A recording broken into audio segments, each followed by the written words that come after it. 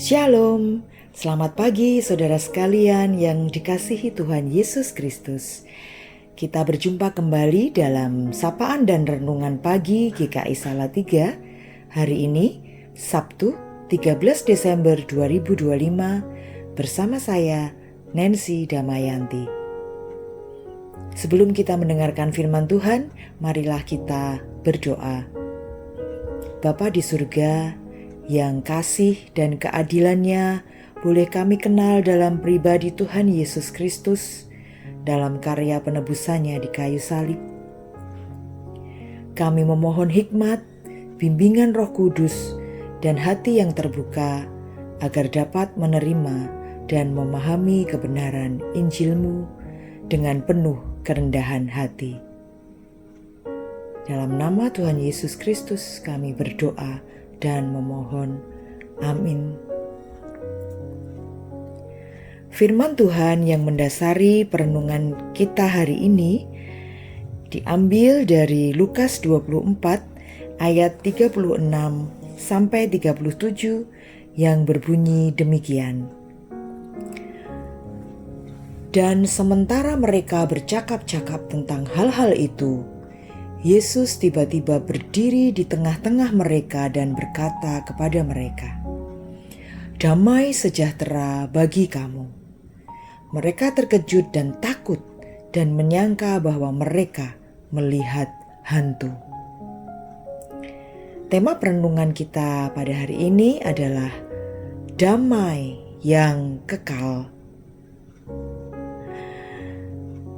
Bapak, Ibu, dan saudara sekalian, kita bisa menggunakan banyak kata untuk merangkum apa yang telah dicapai oleh Injil dan pengalaman kita akan Injil itu sendiri. Namun ada satu frasa yang layak direnungkan dan menggerakkan kita untuk menyembah, yaitu Injil adalah Injil damai sejahtera. Ketika Yesus telah bangkit, Dia menampakkan diri kepada para murid-Nya 3 hari setelah kematiannya. Mereka tentu saja ketakutan. Maka Yesus berbicara kepada mereka. Apa yang Ia katakan adalah sapaan yang umum. Shalom atau damai sejahtera bagi kamu. Namun sapaan itu juga sangat mereka butuhkan untuk menenangkan rasa takut mereka. Dan melalui kata-kata itu, Yesus memberikan lebih dari sekedar ketenangan sementara. Ia sedang menunjuk kepada damai sejahtera yang jauh lebih dalam, damai sejahtera yang bersifat kekal. Dalam Injil Lukas, damai sejahtera dan keselamatan hampir selalu muncul sebagai dua hal yang saling berkaitan.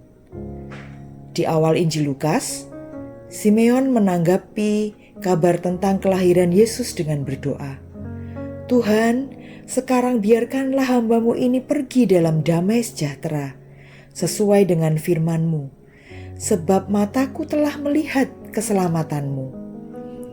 Ketika Yesus sudah dewasa, Ia berkata kepada perempuan yang membasahi kakinya dengan air matanya, "Iman-mu telah menyelamatkan engkau. Pergilah dengan damai sejahtera." Jadi ketika Yesus yang bangkit itu mengucapkan damai kepada murid-muridnya, Ia memakai istilah yang sudah akrab, namun dalam konteks yang sama sekali baru. Janji Yesus tentang damai sejahtera bisa menjadi batu sandungan bagi mereka yang baru mengenal kekristenan.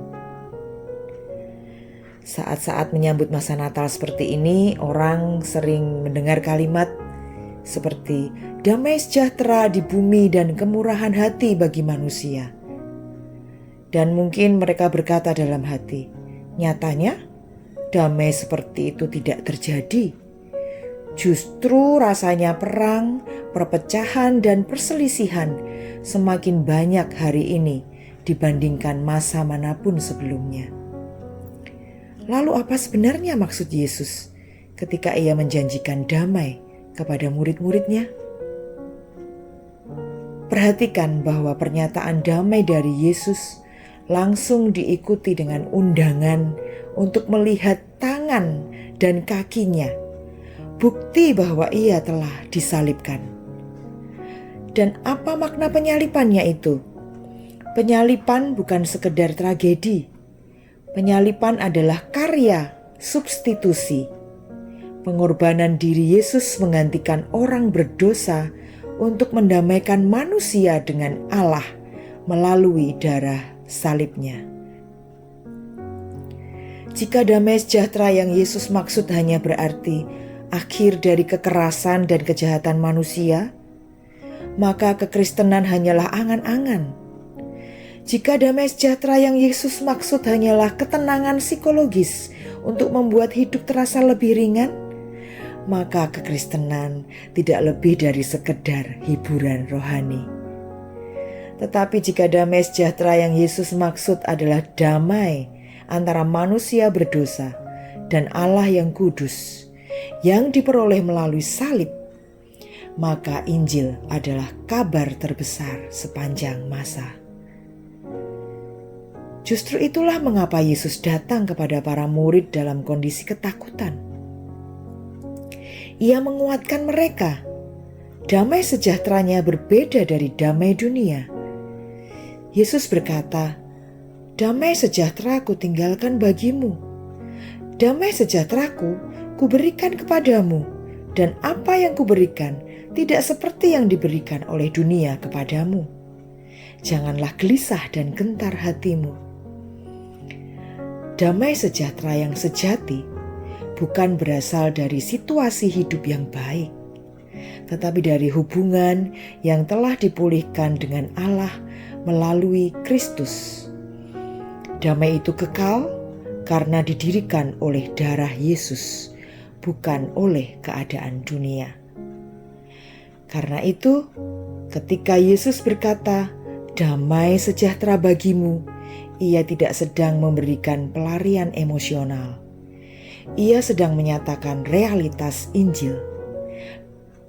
Kalian telah diselamatkan, kalian telah didamaikan dengan Allah, maka hiduplah dalam damai itu. Amin. Mari kita berdoa.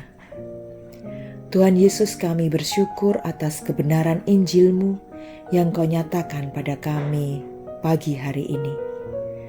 Terima kasih karena telah mendamaikan manusia dengan Allah melalui darah salib-Mu.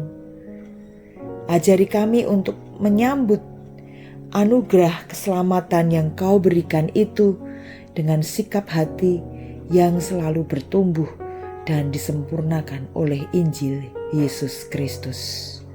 Amin. Selamat beraktivitas Bapak, Ibu, dan Saudara sekalian.